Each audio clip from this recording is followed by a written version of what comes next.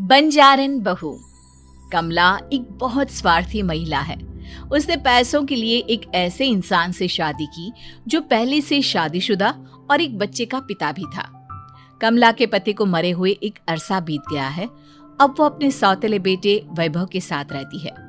वैभव के दिल में अपनी माँ को लेकर इतना डर है कि वो अपनी माँ के सामने एक शब्द नहीं बोल पाता। उसकी माँ जो कहती है उसको सर झुकाकर वही मानना पड़ता है। वैभव, तुमने अभी तक घर का काम क्यों नहीं किया? तुमसे कितनी बार कहा है कि सूरज निकलने से पहले तुम घर की साफ सफाई पूरी कर दिया करो। वैभव कुछ नहीं बोलता, चुपचाप सर झुकाए अपनी माँ की बात सुनता रहता है। तभी पास में खड़ा नौकर सुखराम कहता है, मालकिन, वैभव बाबा को रात से तेज बुखार है, इसलिए वो सुबह जल्दी उठ नहीं पाए। उनके बदले मैं घर की साफ सफाई कर देता हूँ। इसे कोई बुखार नहीं है। मैं इसे अच्छी तरह से जानती हूँ। ये सब काम न करने के बहाने हैं। सुखराम काका, बोल दो इसे, सारे घर का काम यही करेगा। और इससे समय पर अपना काम पूरा नहीं किया तो इससे आज का खाना भी नहीं मिलेगा। मगर मालकिन, वैभव बाबा की सच में ही तबीयत खराब है, आप एक बार देख तो लीजिए। कमला बिना कुछ बोले वहां से चली गई और बेचारा वैभव तेज बुखार में भी काम करता रहा। कमला वैभव की शादी एक ऐसी लड़की से कराना चाहती थी जो अनपढ़ हो और कमला से इसी तरह डरे जिस तरह वैभव डरता है, ताकि वैभव की सारी जायदाद और धन दौलत उसकी मुट्ठी में रहे। लेकिन आज के जमाने में ऐसी लड़की मिलना मुश्किल है। कमला कार में यही सब कुछ सोचती जा रही थी कि तभी रास्ते में, अरे ड्राइवर, तुमने कार क्यों रोक दी? और ये इतना शोर कैसा? मैडम, आगे कुछ बंजारों का खेल चल रहा है, इसलिए भीड़ लगी है। मैं अभी भीड़ को साइड में करवाकर कार निकालता हूँ। ड्राइवर भीड़ को साइड करके कार निकालने की कोशिश करने लगा कि तभी कमला की नजर रस्सी पर चल रही एक फुलवा नाम की बंजारन पर पड़ी। क्यों ना मैं इस बंजारन की शादी वैभव से करा दूं? ये तो अनपढ़ लग रही है, मेरे पैरों तले दबकर भी रहेगी। मुझे अभी इसके माँ बाप से बात करनी होगी। ये सोचकर कमला ने उन बंजारों से बात की और उन्हें शाम को अपने घर बुलाया। फुलवा के माता पिता वहां उसे लेकर आ गए। उन्होंने इतना आलीशान घर पहले कभी नहीं देखा था। अच्छा हुआ आप लोग आ गए। देखिए, मुझे घुमा फिरा कर बात करने की आदत नहीं है, इसलिए सीधे सीधे मुद्दे पर आती हूँ। मुझे आपकी बेटी बहुत पसंद है।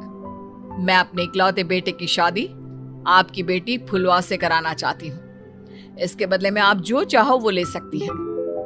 तभी फुलवा की माँ कहती है, ये क्या कह रही है मैम साहब? कहीं आप हमारी गरीबी का मजाक तो नहीं उड़ा रही ना? आप मेरे बेटे से मिल लो। अगर आपको मेरा बेटा पसंद आता है तो मैं कल से ही शादी की तैयारी शुरू कर दूंगी।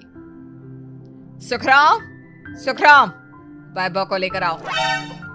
फुलवा अपनी माँ के कान में फुसफुसाती है, माँ, कहीं इस मेम साहब का छोरा पागल तो ना है? फुलवा अपनी माँ से बात कर रही होती है कि वैभव वहां आता है। फुलवा उसे देखती ही रह जाती है और उसके माता पिता उसकी शादी तय कर देते हैं। शादी वाले दिन किसी को फुलवा और वैभव की बेमेल विवाह की बात समझ में नहीं आती। फिर भी एक औरत कमला से पूछ ही लेती है, कमला जी, आपने अपने इकलौते बेटे की शादी देहाती गवार से क्यों करा दी? ये बंजारन आपके घर की बहू बनने लायक तो नहीं है। कम से कम अपने स्टेटस का ही ख्याल कर लिया होता। बहू तो अपने टक्कर की लाती, आपने तो बंजारन को ही बहू बना लिया। अब कमला को समझ में नहीं आ रहा था कि इस बात का क्या जवाब दे। वो कुछ देर चुप रही और सोच समझ कर कहती है, बहन जी, आपको तो पता है आजकल के बच्चे किसी की बात कहाँ सुनते हैं। मैं तो अपनी बहू एक पढ़ी लिखी और अपनी सोसाइटी की ही ढूंढ रही थी। लेकिन मेरे बेटे ने मेरे सामने इस बंजारन को लाकर खड़ा कर दिया। बोला कि मैं शादी करूंगा तो इसी से। अब भला मैं क्या करती, मुझे अपने बेटे के सामने झुकना ही पड़ा। कमला की ये बातें सुखराम भी सुन रहा था। उसने ये सारी बातें वैभव को जाकर बता दी। काका, मैं तो फुलवा को जानता भी नहीं, फिर माँ मेरे बारे में झूठ क्यों कह रही है? अरे बेटा, तुम कितने भोले हो, तुम्हें कुछ भी नहीं पता। तुम्हारे पिता अपनी सारी संपत्ति तुम्हारे नाम करके गए हैं। तुम्हारी माँ नहीं चाहती कि यह संपत्ति तुम्हें मिले, इसलिए उन्होंने तुम्हारी अनपढ़ लड़की से शादी करवाई ताकि तुम्हारी तरह वो भी अपने हक के लिए आवाज ना उठा सके। सुखराम काका, मैं क्या करूं, आप ही बताओ। माँ के सामने आते ही मेरे हाथ पैर कांपने लगते हैं। मैं माँ को कुछ भी नहीं कह पाता। वे दोनों बात कर ही रहे थे कि अचानक कमला वहां आ गई। कमला को देखकर दोनों घबरा गए। तुम दोनों फिर कभी बातें कर लेना, अभी फेरों का समय हो गया है, चलो जल्दी आओ। इस तरह फुलवा और वैभव की शादी हो गई। अगले दिन कमला ने फुलवा को बुलाया और उसे नसीहत देने लगी। देख बंजारन, तुझे मैंने अपनी बहू बना तो लिया है, लेकिन तुझे इस घर में आँख कान मुंह बंद करके रहना होगा। घर का काम कर और अपने पति से मतलब रख, समझी? कमला का ऐसा रवैया फुलवा को बिल्कुल समझ में नहीं आया। उसने वैभव से इस बारे में बात की। सुनिए ना, माँ जी ने जिस तरह मुझसे बात की मुझे अच्छा नहीं लगा। शादी से पहले तो वो मुझसे बहुत अच्छे से बात कर रही थी, लेकिन शादी के बाद उन्हें क्या हो गया? तुम ज्यादा मत सोचो, जैसा माँ कहती है वैसा ही करो। ये कहकर वैभव वहां से चला गया। अगले दिन वैभव को घर के नौकरों की तरह काम करता देख फुलवा को बहुत हैरानी हुई। फुलवा ने इस बारे में सुखराम काका से बात की तो सुखराम काका ने फुलवा को सारी बात बता दी। अब फुलवा को समझ में आ गया कि उसकी सास ने एक बंजारन को बहू क्यों बनाया। एक दिन वैभव घर का काम कर रहा था, तभी उससे कांच की प्लेट टूट गई। किसने गिराई ये कांच की प्लेट? वैभव को वहां खड़ा देख कमला ने छड़ी से उसे मारना शुरू कर दिया। उसके पैर में कांच चुभ गया और खून बहने लगा, लेकिन फिर भी कमला उसे मारे जा रही थी।